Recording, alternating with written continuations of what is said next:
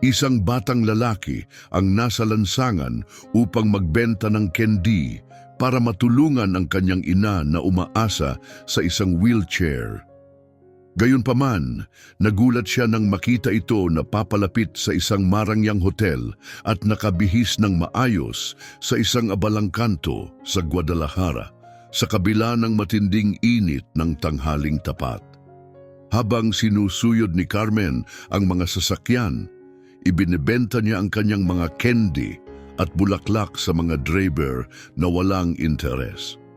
Nang malapit ng magpalit ang ilaw trapiko, hudyat ng pagtatapos ng isa na namang saglit na pagkakataon para makabenta, isang matalim na sigaw ang sumapol sa ingay ng mga sasakyan. Ilayo mo yang walang silbing upuan sa daan. Sigaw ng isang naiinis na babae mula sa kanyang makinang napilak na sasakyan. Ang mukha nito ay namimilipit sa pagkainis. Gulat at medyo nalilito, mabilis na iniurong ni Carmen ang kanyang wheelchair palayo upang maiwasan ang disgrasya. Subalit bumaon sa kanyang puso ang matatalas na salita. Tumingin siya kay Alberto, ang kanyang anak na sumasabay sa parehong hirap araw-araw, at nagsalita na may tinig na puno ng tumitinding pagkadismaya. Alberto, pahirap na ng pahirap ang pagbebenta. Parang nagiging invisible na ako sa mga tao, mas lalo ngayon kaysa dati. O baka naman, talagang bastos at palaaway lang sila. Ang kanyang tinig ay may bigat ng malalim na lungkot, isang damdaming lubos na mauunawaan lamang ng mga itinataboy ng lipunan. Sa kabila ng kanyang murang edad, nagkaroon si Alberto ng katatagan na hinubog ng kanilang mahirap na buhay sa lansangan. Sumagot siya sa kanyang ina ng mga salitang may pag-aliw. Nanay, huwag mo silang dibdibin. Madalas din akong binabaliwala pero pinipili kong maniwala na ang mga umaapi sa atin ay ibinubuhos lang ang kanilang mga sariling problema. Siguro, masama lang ang araw nila o baka nahihirapan din sila sa buhay at tayo ang napagdidiskitahan nila. Nakahanap si Carmen ng ginhawa sa pananaw ng kanyang anak na nagbigay sa kanya ng lakas at dahilan upang ipagmalaki ito. Tama ka, anak. Maraming taong hinuhusgahan ako dahil nasa wheelchair ako, pero natutunan ko nang tanggapin ito bilang bahagi ng aking buhay. Inalala niya ang kanyang mga paghihirap pati na ang masamang pagtrato ng sariling ina. Hindi kailanman tinanggap ng lola mo ang aking kalagayan at iyon ang nagtulak sa akin upang maging mas matatag kahit papuno ng kahihiyan at sakit. Ibinahagi ni Carmen ang mga pananaw na ito kay Alberto, binibigyan siya ng sulyap sa malupit na realidad na kanyang pinagdaanan. Tahimik na nakinig si Alberto, ngunit litong-lito. Pero nanay, bakit ganun ang pagtrato ni Lola sa'yo? Napakadedikado mo, palaging nagsusumikap. Ang nakikita ko lang ay ang walang sawang pagtatrabaho mo para lang maitawid tayo. Namutawi ang kanyang kawalang muwang, nahihirapang unawain ng batang isipan ang kalupitang ipinakita ng kanyang lola sa kanyang ina. Labis siyang nangulila sa mga paliwanag. Humarap si Carmen sa mausisang titig ng kanyang anak na uunawaan ang pagnanais nitong maunawaan ang lahat. Alberto, komplikado ang mga dahilan kung bakit ganun ang lola mo. May mga aspeto ng buhay na masyado pang mabigat para maunawaan mo ngayon, pero ipinapangako kong ibabahagi ko ang lahat sa iyo pagdating ng tamang panahon. Sinukat ang bawat salita.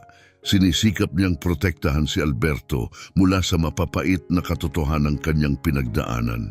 Sa ngayon, tandaan mo lang na tinuruan ako ng buhay na maging matatag at ang lakas na yon ang nais kong ipamana sa iyo para harapin mo ang bawat hamon ng taas noo.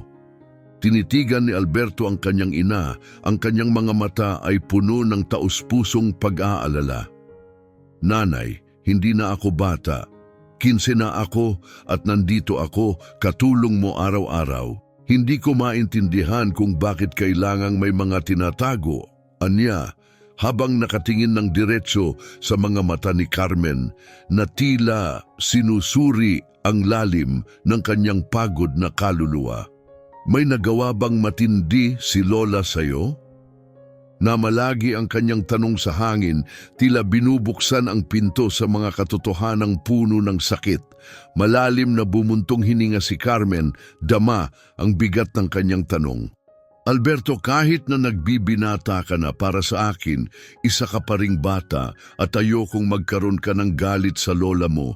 Tugon niya ng mahinahon, ngunit may matatag na tono. Sa kabila ng lahat, siya ang dahilan kung bakit may bubong tayong nasisilungan. Kung hindi dahil sa kanya, wala tayong matutuluyan. Tinitigan niya ang kanyang anak, ang kanyang pagkakasala ay halata. Masama na nga ang loob ko na kailangan kita para magtrabaho. Nakakatakot para sa akin na isipin na baka maghirap tayo sa lansangan. Pangarap ko para sa iyo na tamasahin ang kabataan mo, makapag-aral, at lumaki kang mabuting tao. Sana balang araw makapagkolehiyo ka, makahanap ng mabuting kapareha, at magkaroon ng mas magandang buhay kaysa sa maibibigay ko sa iyo. Tahimik na nakinig si Alberto, ang kanyang damdamin ay naguguluhan. Nanay, hindi ako nagrereklamo. Ginagawa ko ang lahat ng may pagmamahal, sabi niya nang may matinding paniniwala. Naiintindihan ko kung gaano kahalaga na may matutuluyan tayo. Hindi ko gagawin ang kahit anong makakapagpalubha ng sitwasyon natin kay Lola kahit hindi ko gusto ang trato niya sa iyo. Kailangan pa rin natin siya sa kahit anong paraan. Napalundag ang puso ni Carmen sa tuwa at pagmamalaki sa mga sinabi ni Alberto. Alberto, ang iyong pangunawa at kabutihang loob ay higit pa sa iyong edad. Ang malaki mong puso ay ang pinakamahalagang bagay na maipagmamalaki ko bilang ina. Inalala niya ang mga panahong pakiramdam niya ay nag-iisa siya at walang kalaban-laban at kung paano naging sandigan niya si Alberto sa mga panahong iyon. Nay, palagi akong nandito para sa iyo kahit anong mangyari. Harapin natin ang lahat ng magkasama tulad ng lagi nating ginagawa, pahayag ni Alberto. Ang kanyang pangakong samahan ng ina ay hindi matinag. Pag-uwi nila pagkatapos ng napakahirap na araw, sinalubong sila ni Esmeralda, ang ina ni Carmen, na ang matalim na tingin ay nagbigay ng tensyon sa paligid. Kumusta ang benta ngayong araw? Kailangan nating bayaran ang bill sa kuryente na matagal nang overdue, singit ni Esmeralda. Ang tinig nito ay may halong pagkainis at bahagyang paninisi. Ramdam ni Carmen ang bumibigat na pakiramdam, lalo na't mahina ang kanilang benta ngayong araw at nadagdagan pa ng mga alalahanin ng kanyang ina tungkol sa pera. Sa mahinahong tono, sumagot si Carmen, "Mahina ang benta ngayon, Nay. Parang nagiging mas walang pakialam na ang mga tao sa araw-araw." Huminga siya ng malalim bago idinagdag, "Alam ko ang tungkol sa bayarin sa kuryente. Sisikapin naming mabayaran ito bago pa tuluyang maputulan ng ilaw." Sa kabila ng kanyang pagsusumikap na manatiling kalmado, tila lalo lamang nitong napalalim ang pagkayamot ni Esmeralda. Araw-araw na lang may bago kang palusot habang lalo lang lumalaki ang ating mga utang, mariing sagot ni Esmeralda. Ang kanyang boses ay puno ng halos mapanulsol na tindi. Wala na bang natitirang awa ang mga tao ngayon? Makita ang isang babae sa wheelchair at ang anak niyang nagdadalaga na nagtatrabaho sa kalye. Dapat yan ay nagdudulot ng simpatya sa mga tao. Natural lang na dapat mas mataas ang benta natin. Ang mga pahayag ni Esmeralda ay matalim at mapanakit na naglalantad ng kanyang frustrasyon at isang baluktot na pananaw sa mga hamon na kinakaharap ni na Carmen at Alberto. Nay, hindi ko sinasabi mayan at kailanman ay hindi ko ginustong gamitin ang kapansanan ko para makakuha ng awa at mas mapalakas ang benta. Sagot ni Carmen, bahagyang nanginginig ang boses, habang pilit na pinipigilan ang kanyang galit sa mga masasakit na salita ni Esmeralda. "Huwag mo akong bigyan ng ganiyang mga drama, Carmen. Palagi ka na lang nagiging biktima at sinisisi mo pa ako sa kapansanan mo. Binalik ni Esmeralda. Ang mga mata niya ay nagliliyab ng galit at puot para itong isang diretsahang paratang. Hindi ko kailanman sinisi ka sa kahit na ano, Nay. Ikaw lang ang iniisip na ganun, tugon ni Carmen. Ang tensyon sa pagitan nila ay sobrang bigat, puno ng mga hindi pagkakaunawaan at araw-araw na presyur na nagpapahirap sa kanilang buhay. Sa gitna ng mainit na palitan ng mga salita, puno ng mga paratang at maling komunikasyon, tahimik na pinagmamasdan ni Alberto ang lahat. Masakit sa kanyang kalooban na makita ang kanyang ina at lola na nag-aaway. Alam na alam niya ang pisikal at emosyonal na hirap na dinaranas ng kanyang ina at kung gaano kawalang katarungan ang mga paratang ni Esmeralda. Sa boses na may halong pag-aalala at determinasyon, pumasok si Alberto sa usapan. Nanay, hindi makakatulong ang pag-aaway natin ngayon. Aalis ako bukas ng mas maaga, mga alas 5 ng umaga. Pupunta ako sa mga stoplight sa Main Avenue para maabutan ng mga maagang pumapasok sa trabaho. Baka makatulong yan para mas marami tayong maibenta. Tumingin siya kay Carmen, naghahanap ng pag-apruba bago tumingin kay Esmeralda, umaasang mas mababawasan ang galit nito. Gusto ko lang makatulong. Ayokong manatili tayo sa ganitong sitwasyon. Gagawin ko ang lahat para mabayaran natin ang bill na yan. Tinitigan ni Esmeralda si Alberto, ang tingin niya ay may bahagyang paghamak, ngunit may kaunting pagkilala rin. Bata ka pa, Alberto. Hindi mo dapat iniisip ang mga bagay na ganito, pero heto ka, parang mas naiintindihan mo pa kung ano ang dapat gawin kumpara sa nanay mo. Aniya ng may diin, sa katumingin kay Carmen na may mapanuring tingin at mapait na tono. Umaasa ka sa maliit kong pensyon, ano ba ang ginagawa mo? Nagdadagdag ka lang ng problema, ng gastos, at palaging umaasa na kaaawaan ka ng iba. Sinubukang sumagot ni Carmen ng kalmado. Nay, kailanman ay hindi ako humingi ng awa. Alam kong mahirap ang sitwasyon natin at ginagawa ko ang lahat para pagbutihin ito. Hindi patas na isama si Alberto sa ganito, bata pa siya, pero tumutulong na siya sa atin. Hindi ito tama, sobrang sinusubok na natin ang aming mga kakayanan. Ang kanyang mga salita ay puno ng damdamin. Pinakamahusay kong pagsisikap, yan ang palagi mong sinasabi, Carmen, pero tingnan mo kung saan tayo dinala ng pinakamahusay mong pagsisikap. Tugon ni Esmeralda, ang tono niya ay matalim at puno ng paninisi. Hirap na nga ako sa paliit ng paliit kong pensyon tapos kailangan ko pang alalayan kayong dalawa. Dapat ginagamit mo ang sitwasyon mo para kahit paano ay kumita ng mas malaki. Pero ano ang nakikita ko? Mas maraming gastos, mas maraming problema at puro palusot. Naipakiusap, huwag kang magsalita ng ganyan sa harap ni Alberto. Pakiusap ni Carmen. Nanginginig ang kanyang boses habang pinipigilan ng pagpatak ng luha. Hindi niya kailangang marinig ang ganito. Sabihin mo na lang sa akin ang gusto mong sabihin kapag tayo na lang dalawa, pero hindi sa harap niya. Ang kanyang pagpupunyaging manatiling matatag ay malinaw na naramdaman. Bawat salita ay nagpapakita ng sakit at hirap na pinagdaraanan niya upang manatiling malakas para sa kanyang anak. Carmen, huwag mong diktahan kung ano ang pwede kong sabihin sa sarili kong bahay. Matalim na sagot ni Esmeralda. Ang tono nito ay hindi nagpapatalo. Pareho kayong nakatira sa ilalim ng bubong ko. Magsasalita ako ng gusto ko, kung gusto ko, at hindi mo yun mapipigilan.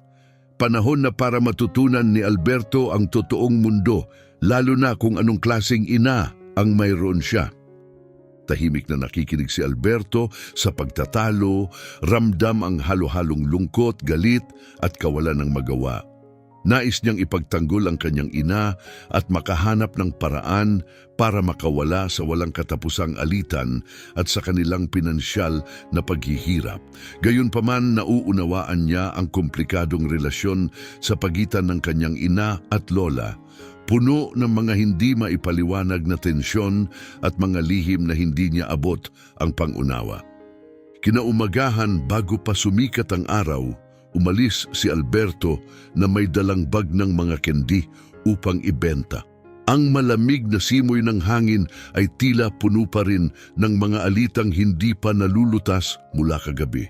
Determinado siyang makabawi, tinungo niya ang abalang pangunahing kalsada sa traffic light kung saan mas marami ang mga maagang naglalakbay. Habang nagsimula siyang magbenta, nakita niya ang kanyang kaibigang si Edmundo na nagbebenta ng tinapay na gawa ng kanyang ina. "Uy Edmundo, mas maraming ang tao sa ganitong oras," sabi ni Alberto, sinusubukang panatilihin ang positibong tono. "Mukhang mas marami akong maibebentang candy ngayon." Tumango si Edmundo habang inaayos ang dala niyang mga sariwang tinapay. "Oo, mas gusto ko rin tong oras. Nauubos ko agad ang mga tinapay tapos nakakapaglaro na ako ng street soccer kasama ang ibang mga bata," sagot niya bago biglang natigilan. Ang tingin niya ay nakatutok sa isang sasakyang papaliko sa kanto. Napansin ni Alberto ang biglang pagbabago sa kilos ng kaibigan at nagtanong ng may pagkalito, "Anong problema? May nakaasar ba sa'yo?" "Sanay na ako sa mga ganyang tingin, hindi na ako naaapektuhan," sagot ni Edmundo. Patuloy na sinusundan ng tingin ng sasakyan, ngunit wala namang kakaibang nakikita si Alberto. "Hindi mo ba nakita," tanong ni Edmundo, "na ang mga mata ay nakatuon pa rin sa direksyon kung saan nawala ang sasakyan? Sa magarang sasakyang yon, may babaeng kamukha ng nanay mo, mukha pa siyang mayaman at tumatawa siya." Ang boses niya ay puno ng halo-halong sorpresa at pagdududa. "Hindi ko napansin, pero sana nga may kotse rin ang nanay ko na ganon," sagot ni Alberto na may bahagyang kirot ng lungkot. Hirap na nga kami na mabayaran ng ilaw sa bahay." Bumalik sa kanyang isip ang mga masakit na alaala ng nakaraang gabi at ang mga mapanuring salita ng kanyang lola. Itinuro ni Edmundo ang sasakyan at sinabi, "Yung kotse na yon nakaparada sa malaking hotel sa unahan. Tingnan natin mamaya, baka magulat ka kung gaano talaga kahawig ng nanay mo yung babae sa loob." Ang kanyang sinabi ay may halong kuryosidad at pagnanais na gawing mas magaan ang usapan. Bahagyang nag-aalinlangan, tumango si Alberto. Ang ideya na mayroong isang taong kamukha ng kanyang ina na nasa isang marangyang sasakyan at nakapuesto sa isang mamahaling hotel ay tila malayo sa mundong kanyang kinagisnan. Ngunit sa kabila ng kanyang pagdududa, napukaw ang kanyang kuryosidad. Mahina niyang iminungkahi, "Siguro pwede tayong magbenta malapit sa traffic light sa tabi ng hotel." Halos binubulong niya sa sarili kaysa kay Edmundo. Ang posibilidad na makatagpo ng isang tao na tila refleksyon ng kanyang ina ay lalong nakakapukaw ng interes kay Alberto. Ang kanyang kuryosidad ay pinaghalo ng inosenteng pananabik at isang hindi sinasadyang pagnanais na pansamantalang makatakas sa matitigas na realidad ng kanyang araw-araw na buhay. Hindi napigilan ni Edmundo ang isang mahinang tawa na may halong pang-aasar at tinitigan si Alberto ng pilyo. "Paano kung mayaman talaga ang nanay mo? Paano kung nagpapanggap lang siya na simpleng tao, na parang kailangan niya ng wheelchair pero kapag wala ka, naglalakad siya ng elegante?" Bagamat malayo sa realidad at tila isang katang-isip lang, tipikal sa mga pangarap ng kabataan, hindi napigilan ni Alberto ang ngumiti. "Nanonood ka na naman ng sobrang daming pelikula, ano?" sagot niya ng magaan. Umiling si Edmundo, ang mga mata ay nagniningning pa rin sa kuryosidad. "Hindi naman mahilig sa drama ang nanay ko at masyadong mabigat ang buhay namin para maging kwentong pantasya lang." Ngunit hindi siya tumigil at nagtanong muli, "Pero gumagalaw ba ang mga binti niya o hindi na talaga siya makalakad?" Huminga ng malalim si Alberto, unti-unting lumabo ang kanyang mga mata dahil sa lungkot. Medyo gumagalaw pero hindi niya kayang maglakad. Noong bata pa siya, may problema siya sa mga kasukasuan. Kailangan niya ng gamot at therapy para hindi siya tuluyang mapunta sa wheelchair. Saglit siyang tumahimik bago nagdagdag, ayon sa kwento, hindi na siya dinala ni Lola sa therapy at tinigilan din ang pagbili ng mga gamot niya. Nanlaki ang mata ni Edmundo, ang kanyang mukha ay nagbago mula sa pagkagulat patungo sa awa. Grabe yun, ha? Hindi ba masyadong malupit ang lola mo? Bihira kang makarinig ng isang ina na papabayang manatiling may sakit ang anak niya. Mabilis na pinagtanggol ni Alberto ang kanyang lola kahit mahirap para sa kanya. Hindi naman siya masamang tao, Edmundo. Matigas lang ang ugali niya, sagot niya, ang boses ay mabigat sa emosyon. Oo, naging mahirap siya kay nanay. Ang dami nilang hindi napag-usapan at ako ang napapagitna sa kanila. Ramdam na ramdam niya ang bigat ng kanyang realidad, isang katotohanang araw-araw niyang dinadala. Habang naglalakad sila patungo sa traffic light malapit sa hotel, unti-unting nawala sa usapan ang kanilang mga pag-uusap at hinala. Nang marating nila ang lugar, ang ingay at abala ng paligid ay nagdala ng panibagong atensyon. Itinabi ni Edmundo ang kanilang naunang kwentuhan at tumutok na sa pagbebenta ng tinapay mula sa kanyang basket. Sa buhay sa kalye, ang walang humpay na pangangailangan ay palaging nangingibabaw. Ngunit bigla, huminto si Alberto sa kanyang ginagawa. Namutla siya at ang mga mata ay nakatitig sa isang figura sa labas ng hotel. Diyos ko, hindi ito pwedeng mangyari. Parang kasinungalingan ang buong buhay ko. Mahina niyang bulong, nanginginig ang boses sa gulat. Hindi niya namalayang nabitawan ang mga kendi sa kanyang kamay na nagkalat sa sahig. Siya yon, Edmundo. Paano niya nagawa to sa akin? Ang kanyang mga salita ay puno ng hindi makapaniwala at sakit. Sinundan ni Edmundo ang tingin ni Alberto at nakita rin ang hindi kapanipaniwalang tagpo.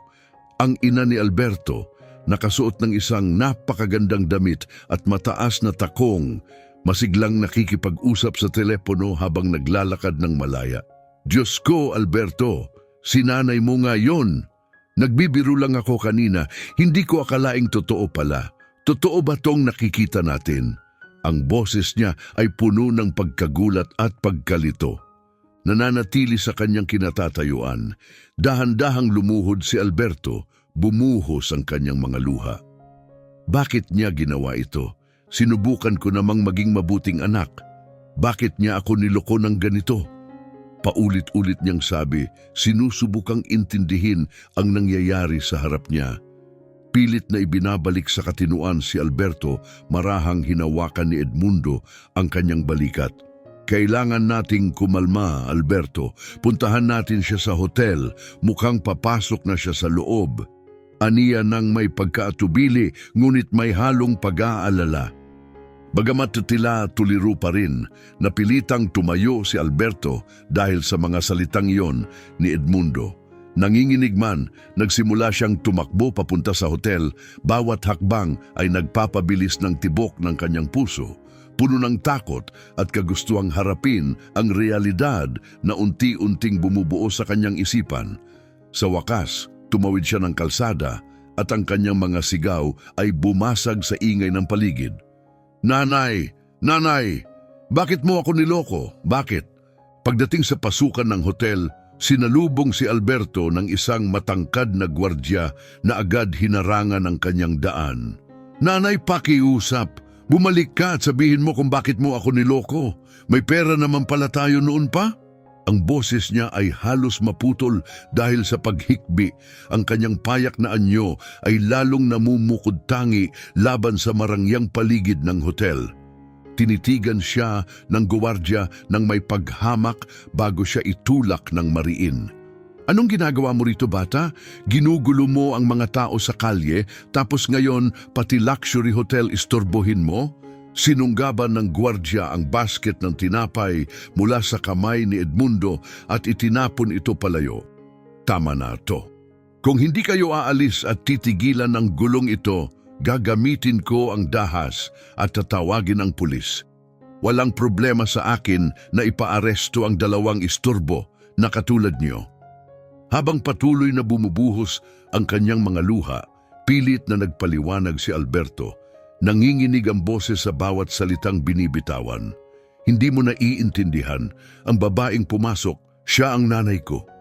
Ngunit ang kanyang pagsusumamo ay lalong hindi pinaniwalaan ng gwardya na tumugon ng may panunuya. Ah, talaga? At ako naman ang presidente ng Mexico, iniisip mo bang manloloob kayo rito? Tandaan mo, maraming kamera sa paligid, sumuko ka na habang maaga pa. Lalong naging tensyonado ang sitwasyon pero hindi nagpatinag si Alberto.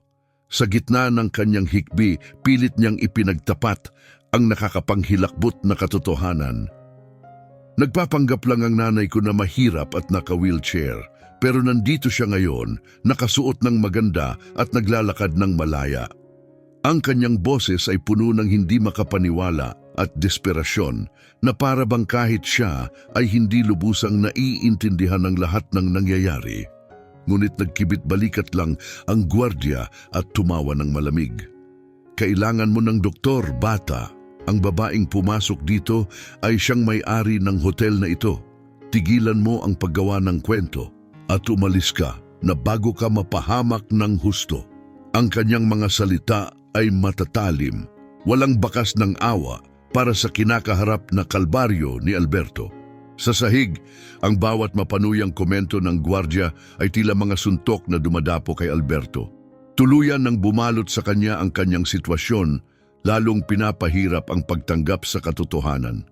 Sa isang sandaling puno ng desisyon at tahimik na pag-unawaan, nagpalitan ng tingin sina Alberto at Edmundo. Naramdaman ni Edmundo ang mahalagang sandali at tumango bilang suporta.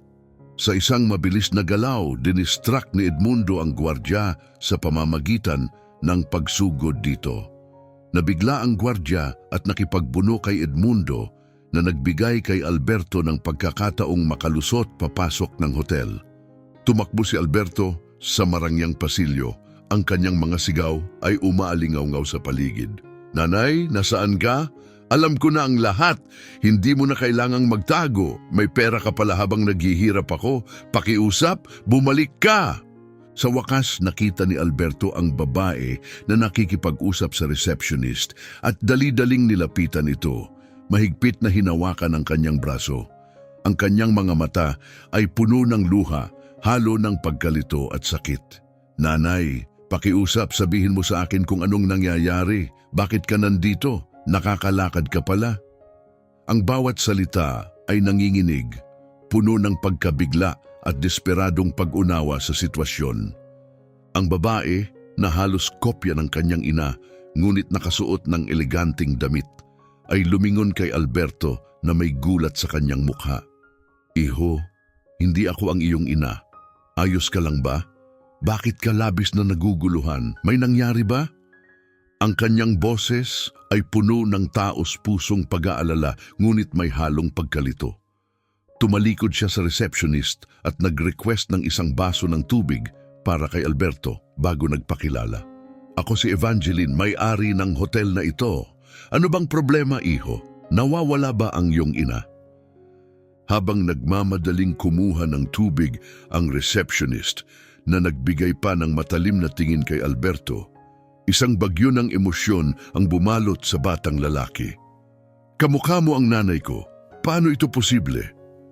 Halos pabulong ang kanyang tinig at ang kanyang mukha ay puno ng hindi makapaniwala at kalituhan.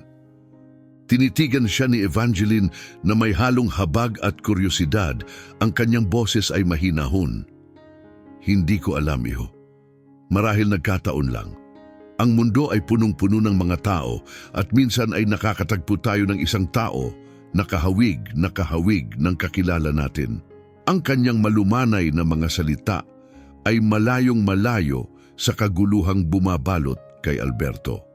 Habang sinusubukang unawain ang nakikitang katotohanan, tinitigan ni Alberto si Evangeline ng buong pag-aasam na para bang hinahanap ang mga sagot sa kanyang mukha na napakakahawig ng kanyang ina. Kamukang kamukha niya, hindi ko Bigla siyang natigilan, halos mawala ng boses dahil sa paghalo ng kalituhan at sakit. Napansin ni Evangeline ang isang gwardyang papalapit kay Alberto, kaya't agad niyang itinuro ito na huwag nang lumapit. Pakiusap, huwag mo siyang gambalain, marin yang utos, hindi nagpapatalo. Kitang-kita na labis siyang naguguluhan. Dapat nating ayusin ito. Si Edmundo, na nakasunod mula sa likod, ay hindi na itago ang kanyang gulat. Hindi ka paniwala. Kamukhang kamukha mo ang nanay ni Alberto. Tumingin siya kay Alberto na may halong pagtataka. Parang natagpuan mo ang nawawala mong tiyang kambal, nakakabaliw man, pero ang tanging paliwanag ay baka kambal na kapatid ni Mrs. Carmen ang babaeng ito. Bumaling si Evangeline kay Alberto na may malalim na pagtataka sa kanyang mga mata. Ilang taon na ang nanay mo at kailan ang kanyang kaarawan? Ang kanyang tono ay mahinahon ngunit puno ng interes. Halatang hindi pa rin makapag-isip ng maayos, sagot ni Alberto ng dahan-dahan. 39 na siya at ang kaarawan niya ay Hunyo 1. Halos pabulong ang kanyang sagot, sinusubukang panatilihing kalmado ang kanyang sarili. Anong napakagandang pagkakataon, bulalas ni Evangeline, ang kanyang mukha ay nakikitaan ng gulat at pag-iisip. Yan din ang edad at kaarawan ko. Pero marahil ay nagkataon lang ito, ang mundo ay puno ng mga ganoong pagkakapareho, hindi ba? Ngunit ang kanyang boses ay may halong pagdududa at pag-asa. Biglang may naalala si Alberto at sinabi, may litrato ako niya dito. Ipakikita ko sa iyo para mapatunayan kong hindi ko ito gawa-gawa. Nanginginig ang kanyang mga kamay habang hinahanap ang litrato ng kanyang ina sa kanyang pitaka. Pagkakita sa litrato, ang reaksyon ni Evangeline ay labis na pagkagulat. Tinitigan niya ang larawan habang napuno ng luha ang kanyang mga mata. Hindi ito maaaring totoo, bulong niya na mamaos dahil sa emosyon. Parang tinititigan ko ang sarili kong refleksyon. Ang babaeng ito ay ang aking kapatid, ang bunso kong kapatid na iniisip ng aming ina na nawala na magpakailanman. Tumingala siya kay Alberto, ang kanyang mga mata ay puno ng luha at pag-aalala. Ano ang pangalan niya? Ang pangalan ng nanay mo, Pakiusap. Ang kanyang tinig ay puno ng pagkasabik at halos desperasyon. Halos hindi makapagsalita dahil sa revelasyong ito, sagot ni Alberto, Carmen. Carmen ang pangalan niya, ang aking ina. Ang kanyang mga salita ay may halong pagkalito at tumutubong pag-asa. Lumapit si Evangeline kay Alberto, luha ang ngumiti. Pwede ba kitang yakapin, pamangkin ko? Ito ay isang himala. Isang dasal na sinagot. Salamat sa langit sa biyayang ito. Palagi kong pinaniniwalaan na hindi niya tayo pababayaan. Kasabay ng mga salitang iyon, niyakap niya si Alberto ng mahigpit at may pusong puno ng init. Ang pagkikita natin ngayon ay parang tanda mula sa langit. Isang regalong hindi ko kailanman inakalang matatagpuan ko. Itinuon ni Evangeline ang kanyang matalim na tingin sa gwardya na nanatiling matikas at nananakot kay Edmundo. Dapat mong maunawaan na hindi kailangang tratuhin ng ganoon ang kaibigan ng aking pamangkin. Nasa pangangalaga ko sila ngayon at ang anumang pagmamaltrato sa kanila ay sumasalamin sa akin. Matatag niyang sinabi. Nabuhayan ng loob si Edmundo sa ilalim ng proteksyon ni Evangeline at nilahad ang kanyang hinaing. Hindi makatarungan ang ginawa mo. Tinapon mo ang basket ko ng tinapay na wala namang dahilan at umaasa ako sa bentang yon para mabuhay ang pamilya ko. Pati kami ni Alberto, tinawag mong mga kriminal na nagbabalak magnakaw dito. Nagtatrabaho kami ng marangal sa lansangan. Bumaling si Evangeline sa gwardya, ang kanyang mga mata ay puno ng dismaya. Akala ko ay sinanay ang ating mga tauhan na magpakita ng respeto at dignidad sa lahat, anuman ang estado nila sa buhay o ang kanilang panlabas na anyo. Mariin niyang sinabi, ang kanyang tono ay puno ng pagkadismaya at paninisi. Sinubukan ng gwardya na magbigay ng mahinang paliwanag. Madam, ginagawa ko lang ang tungkulin ko para sa kaligtasan ng hotel. Hindi ko alam na may kaugnayan sila sa inyo, lalo na sa kanilang itsura. Ngunit nanatiling matatag si Evangeline. Hindi sapat na dahilan ang sinabi mo. Ang pagiging maingat ay isang bagay, pero ang manginsulto at sirain ang gamit ng iba ay ibang usapan. Hindi ko matatanggap ang ganitong asal sa aking establishmento. Sa kasamaang palad, kailangan mong mag-report sa Human Resources. Sabihin mong ako ang nagpasya at isaalang-alang mo na rin na tapos na ang iyong trabaho dito. Matigas niyang sinabi. Bumaling siya kay Edmundo at kinuha ang pitaka mula sa kanyang bag. Hinugot ang isang makabuluhang halaga ng pera. Pakisuyo! Tanggapin mo ito bilang maliit na kabayaran sa abala at sa nawala mong mga paninda. Ito na lang ang paraan ko para kahit paano ay makabawi, ani Evangeline, may halong pag-unawa at kabaitan. Gulat at pasasalamat ang bumalot kay Edmundo nang tanggapin niya ang pera. Salamat po, Tia ni Alberto. Anya, ang muka ay lumiwanag sa isang tapat ng ngiti. Hindi ko inakala na ganitong paraan babaligtad ang araw na ito. Hindi nyo alam kung gaano kalaking tulong ito para sa aking pamilya. Inakay ni Evangeline sina Alberto at Edmundo patungo sa isang marangyang sofa sa lobby ng hotel. Maupo tayo at mag-usap, mungkahi niya. Si Alberto na ang mukha ay puno ng pag-asa para sa isang napakahalagang revelasyon ay tinitigan si Evangeline ng may kaseryosohan. Sigurado akong marami kang tanong at bagaman wala akong lahat ng sagot, ibabahagi ko ang alam ko upang mabigyan ka ng kapayapaan, sabi niya. Ang tinig ay puno ng katapatan. Bumuhos ang mga emosyon kay Alberto, ngunit nagpahayag siya ng excitement. Sabik na akong marinig ang lahat pero hindi ko mapigilan ang pag-iisip sa sandaling magkita kayo ni nanay. Nanginginig ang kanyang boses sa pananabik. Isang pambihirang tagpo iyon at hindi ko mahintay makita ang reaksyon niya. Si Evangeline na ang mga mata ay nangingilid sa luha ay nagsalita ng buong puso. Kailangan kong makita si Carmen sa lalong madaling panahon at ibahagi sa kanya ang kwento ng ating paghihiwalay. Pagmamakaawa niya, puno ng pagnanais na mapunan ang taon ng pangungulila. Palagi kong nararamdaman ang koneksyon na ito, na tila may kulang sa akin. Ngayon, tila lahat ng naganap sa aking buhay ay humantong sa sandaling ito upang makumpleto ako. Saan siya ngayon? Tanong ni Evangeline, ang tinig ay may halong pagkaapurahan. Dapat ba akong magpadala ng tao upang sunduin siya o ako na mismo ang pupunta? Sagot ni Alberto ng maingat, nandyan lang siya malapit, nagbebenta ng candy at bulaklak. Pwede kaming bumalik ni Edmundo at kausapin siya para dalhin siya rito. Hindi naman malayo. Labis na nagulat at nahabag si Evangeline. Nagbebenta siya ng candy at bulaklak? Ibig sabihin, nahirapan siya sa buhay? Hindi niya matanggap ang ideya na nakaupo lang siya sa malamig na hotel habang si Carmen ay nasa ilalim ng tirik na araw.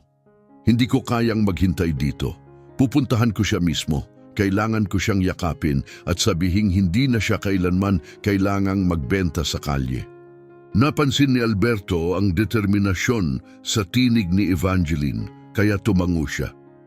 Magugulat siya na makita ang isang taong kamukhang kamukha niya, pero sa huli, ito ay magiging isang tagpong puno ng saya.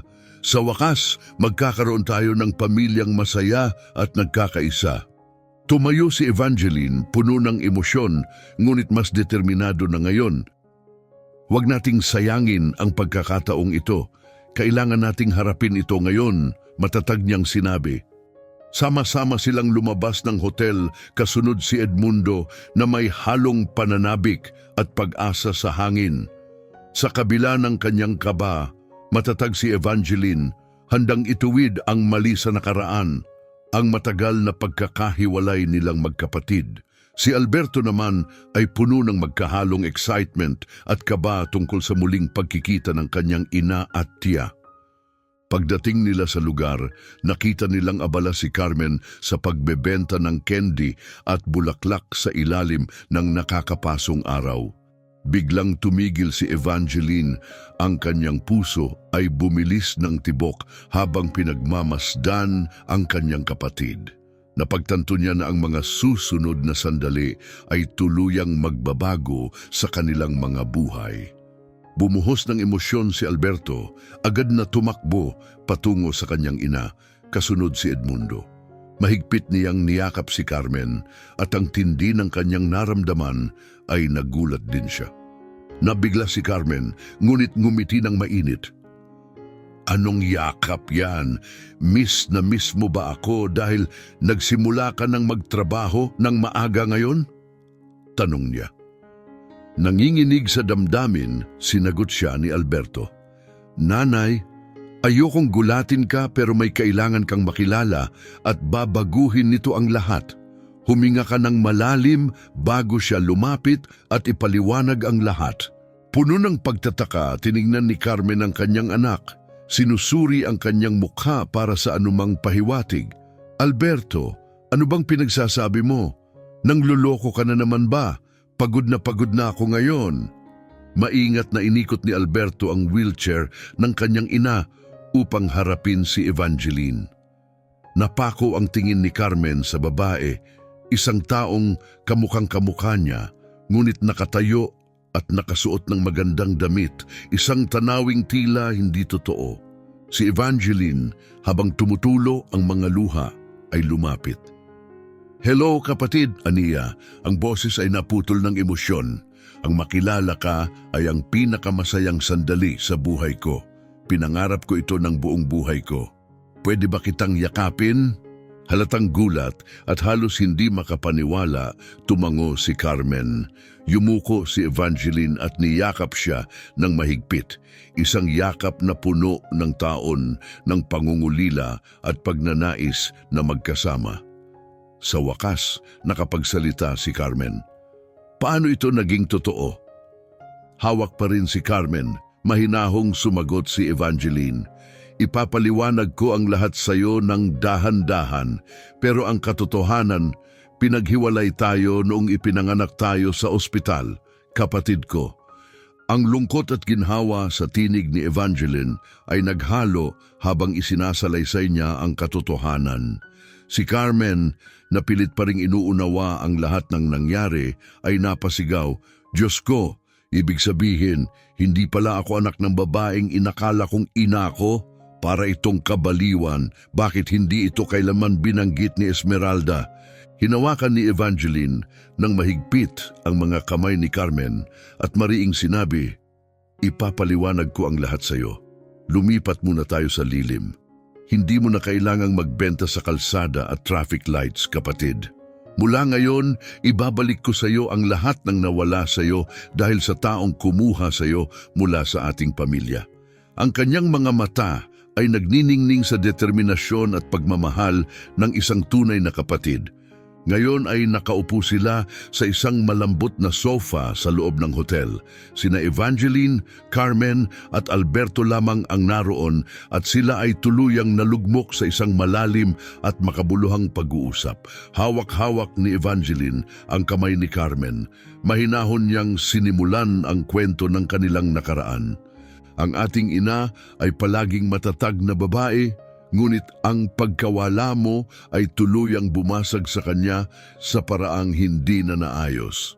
Ikinuwento niya sa akin na ipinanganak tayo sa Corazon de Maria Maternity Hospital, isang kilalang ospital dito sa Guadalajara.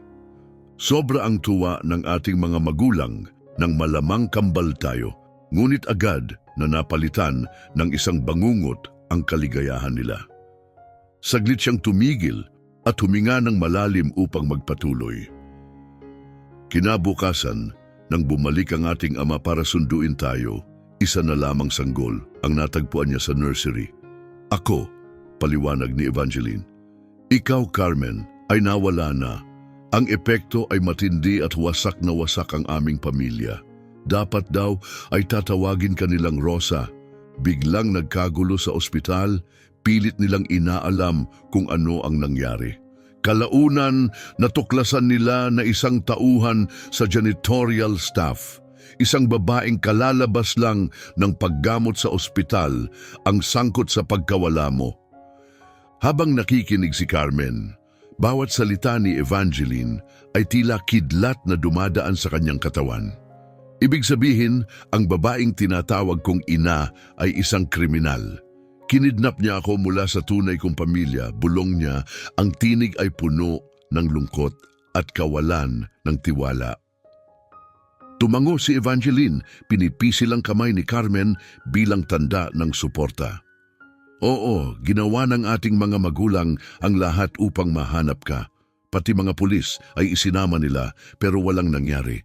Gumamit ng pekeng pagkakakilanlan ang babaeng iyon upang makapasok sa ospital at tuluyang tumakas na kasama ka.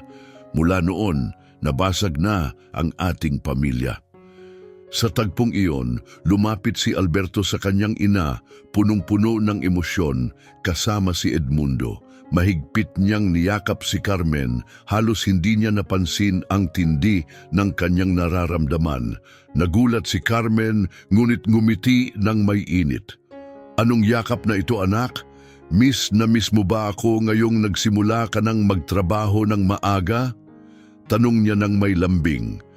Nanginginig ang boses ni Alberto habang sinasabi, Nanay, huwag kang mabibigla. Pero may ipakikilala ako sa iyo at babaguhin nito ang lahat. Pakiusap, huminga ka muna ng malalim bago niya ipaliwanag ang lahat. Tumitimbang sa pagitan ng kaba at pananabik, tinitigan niya ang kanyang ina. Nalilito sa mga salitang binitiwan ng anak, tinignan ni Carmen ang mukha ni Alberto upang maghanap ng kasagutan. Anong pinagsasabi mo, Alberto? Niloloko mo ba ako? Pagod na ako ngayon. Maingat na pinaikot ni Alberto ang wheelchair ni Carmen upang maiharap ito kay Evangeline. Nagulat si Carmen nang makita ang isang babaeng kahawig na kahawig niya, nakatayo at nakasuot ng magandang damit, isang tanawing tila hindi kapani-paniwala. Habang tumutulo ang kanyang mga luha, lumapit si Evangeline kay Carmen. Hello kapatid! Anya, ang boses ay puno ng emosyon. Isang malaking kaligayahan ang makilala ka. Pinangarap ko ang sandaling ito sa buong buhay ko. Pwede ba kitang yakapin? Halos hindi makagalaw, tahimik na tumango si Carmen. Yumuko si Evangeline at niyakap siya ng mahigpit, isang yakap na puno ng mga taong nawalay sila sa isa't isa. Habang unti-unting bumabalik ang kanyang ulirat, napabulong si Carmen. Paano ito naging totoo? Hinawakan ni Evangeline ang mga kamay ni Carmen at mahinahong sinabi, Ipapaliwanag ko sa iyo ang lahat kapatid, pero ang katotohanan ay pinaghiwalay tayo noong araw ng ating kapanganakan sa ospital. Habang bumabalot sa kanyang tinig ang lungkot na may halong ginhawa sa paglalantad ng katotohanan, patuloy na inalo ni Evangeline si Carmen. Si Carmen, nahirap pa ring tanggapin ang mga revelasyon, ay nagtanong, Diyos ko, ibig sabihin hindi ako tunay na anak ni Esmeralda, hindi ito kapani-paniwala. Paano nangyari ito? Bakit kailanman hindi niya ito sinabi sa akin? Kitang-kita ang pagkabigla at kawalan ng paniniwala sa kanyang tinig. Hinawakan ni Evangeline ng mas mahigpit ang mga kamay ni Carmen at mahinahong sinabi, Ngayon na magkasama na tayo, Carmen, iyon ang pinakamahalaga.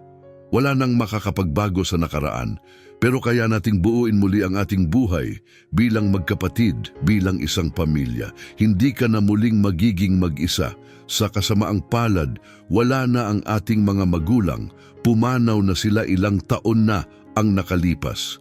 Pakiramdam ko ay nag-iisa ako sa mundo hanggang ngayon nang matagpuan kita at ang aking pamangkin. Ang bigat ng kanilang pinagdaanan, ang mga tao ng pagkakahiwalay at kalupitang dulot ng tadhana ay ramdam sa paligid. Nang tumitig si Carmen kay Evangeline, nakita niya hindi lamang ang kanyang kapatid, kundi ang nawawalang bahagi ng kanyang pagkatao. Paano ito naging totoo pagkatapos ng napakaraming taon? Bulong ni Carmen na hindi pa rin makapaniwala na nandito ka, harapan kong kaharap ang isang bahagi ng buhay na hindi ko alam na umiiral. Si Evangeline na may malungkot na nangiti ay sumagot, napakarami nating kailangang pag-usapan, napakaraming kwento na dapat nating ibahagi. Pero ang pinakamahalaga ngayon ay magkasama na tayo. Ipinapangako kong babawi ako sa mga panahong nawala sa atin. Ngunit biglang naging seryoso ang kanyang tono. Kailangan din nating isipin ang isa pang bagay. Ang babaeng kumuha sa iyo at pinahirapan ka ng maraming taon ay kailangang harapin ang hustisya. Kailangan nating ipaalam sa mga pulis ang lahat. Napuno ng luha ang mga mata ni Carmen habang iniisip ang komplikasyon ng sitwasyon. Napakahirap isipin, pinahirapan niya ako, oo, pero siya lang ang tanging ina na nakilala ko. Nakakatakot ang ideya na ipakulong siya. Nanginginig ang kanyang tinig sa sakit at pagkalito. Si Alberto, na puno ng pag-unawa at pagmamahal sa kanyang ina, ay niyakap siya ng mahigpit. Alam kong mahirap ito, nanay, sabi ni Alberto ng marahan. Ang kanyang tinig ay puno ng simpatya. Masakit din ito para sa akin, pero parang ito ang tama. Ninakaw niya sa iyo ang maraming taon, mga taon na dapat ay kasama mo ang mga totoong nagmamahal at nagpapahalaga sa iyo. Hindi makatarungan ang ginawa niya. Sumabat si Evangeline, ang kanyang boses ay matatag at puno ng determinasyon. At isa itong krimen, kapatid ko. Nasaktan niya hindi lamang ikaw, kundi ang buong pamilya natin. Wala siyang karapatan na gumawa ng ganoong kasuklam-suklam na bagay, ang magnakaw ng inosenteng bata. Kitang-kita ang paghahangad ng hustisya sa kanyang mukha. Ngunit puno pa rin ng pag-aalinlangan, nagtanong si Carmen, pero paano natin gagawin ito? Baka hindi paniwalaan ng mga pulis ang kwento natin. Paano natin mapapatunayan ang isang bagay na nangyari napakatagal na? Maingat na nagmungkahi si Evangeline. Kailangan natin ng matibay na ebidensya. Marahil ay maaari nating harapin si Esmeralda habang lihim kong nire-record ang aming pag-uusap gamit ang cellphone na nakatago sa aking bag. Kapag nakita niya ako, maaaring mawala ang kanyang kontrol. Ang makita niya ang isang taong inisip niyang wala na, ay maaaring magpabigkas sa kanya ng pag-amin. Dinala ni Evangeline ang usapan sa isang mas agarang plano. Ngayon, tayo ay titira muna sa presidential suite dito sa hotel na itinayo ko mula sa pamana ng ating mga magulang. Bahagi rin ito ng karapatan mo, Carmen. Bukas na natin haharapin ang lahat. Si Carmen, na tila nalunod sa mabilis na pagbabago ng kanyang sitwasyon, ay dahan-dahang tumango. Napakarami kong iniisip. Parang hindi ko kayang paniwalaan na ganito kabilis magbago ang buhay ko. Si Alberto, na puno ng pasasalamat, ay tumingin kay Evangeline at sinabi, "Salamat po, Tia Evangeline, sa lahat ng ginagawa mo. Hindi lang para sa akin, kundi lalo na para kay nanay. Karapat dapat siya sa pagkakataong magkaroon ng mas magandang buhay." Ngumiti si Evangeline ng may lungkot. Hindi natin mababago ang nakaraan, pero kaya nating bumuo ng hinaharap kung saan nangingibabaw ang pag-ibig at hustisya. Gagawin natin ito ng magkasama bilang pamilya. Kinabukasan, nang huminto ang marangyang sasakyan sa tapat ng bahay, bumaba si Esmeralda, nagtataka sa nangyayaring komosyon. Ngunit ang kanyang pagkagulat ay napalitan ng matinding pagkabigla nang makita niyang tinutulungan ng driver si Carmen sa wheelchair. Lalong kumalat ang gulat sa kanyang mukha nang makita si Evangeline. Habang patagong nagre-record gamit ang cellphone sa kanyang bag, tumingin si Evangeline kay Carmen na tila nagbigay ng tahimik na hudyat. Si Esmeralda, na halatang nagtatanggol na ang postura, ay nagsalita na may panunuya. "Ano na naman itong palabas mo, Carmen? Ano na naman ang pinaplano mo kasama ang mga taong ito?" Ngunit ngayon, pinalakas ng mga revelasyon at suporta ni Evangeline, matatag na sumagot si Carmen, "Hindi ito palabas, Esmeralda. Tungkol ito sa paglalantad ng mga kasinungalingan at panghihiya na ginawa mo sa akin. Ngayon na natuklasan kong kinidnap mo ako mula sa tunay kong pamilya na matagal nang naghahanap sa akin, kailangan kong marinig ang katotohanan mula sa iyo. Bakit mo ginawa ito? Paano mo nagawang mabuhay ng dala ang bigat ng kasalanan mo?" Napangisi si Esmeralda, ang muka ay nagkaroon ng galit na hindi na itago. Matigas niyang sagot, "Huwag mo akong pagsabihan tungkol sa kasalanan. Ginawa ko lang ang akala ko'y tama. Pero naisip ko, huli na maling bata ang kinuha ko. Gusto ko ng isang anak na makakatakbo at makakapaglaro sa parke, pero ang napunta sa akin ay isang batang hindi makalakad. Gumawa lang ako ng sarili kong pagkakataon. Siyempre, hindi ko inasahang mapoopstuck ako sa isang taong kasing hirap pakisamahan mo." Habang tahimik na umiiyak si Carmen, naramdaman niya ang kamay ni Evangeline sa kanyang balikat, nagbibigay ng lakas. Mas matatag na tinanong ni Evangeline, "Ibig sabihin, inaamin mong nagnakaw ka ng isang walang kalaban-labang sanggol sa ospital. Naiintindihan mo ba ang pinsalang idinulot mo sa napakaraming tao?" Tiningnan ni Esmeralda si Evangeline nang may halong panghamak at paghamon, walang bakas ng pagsisisi sa kanyang mga mata. "Oo, ninakaw ko siya. At oo, pinagsisihan ko, pero hindi sa iniisip nyo. Ang batang yan," sabay turo kay Carmen na may panunuya, "wala siyang ginawa kundi magdala ng problema mula simula. At pagkatapos, dinala pa niya ang kahihiyan sa pamilya nang magkaanak siya ng walang asawa, isang makasalanan, isang pabigat." Narinig ni Carmen ang mapanakit na salita mula sa babaeng itinuring niyang ina at naramdaman niya ang halo-halong kirot at kaluwagan na dulot ng katotohanan.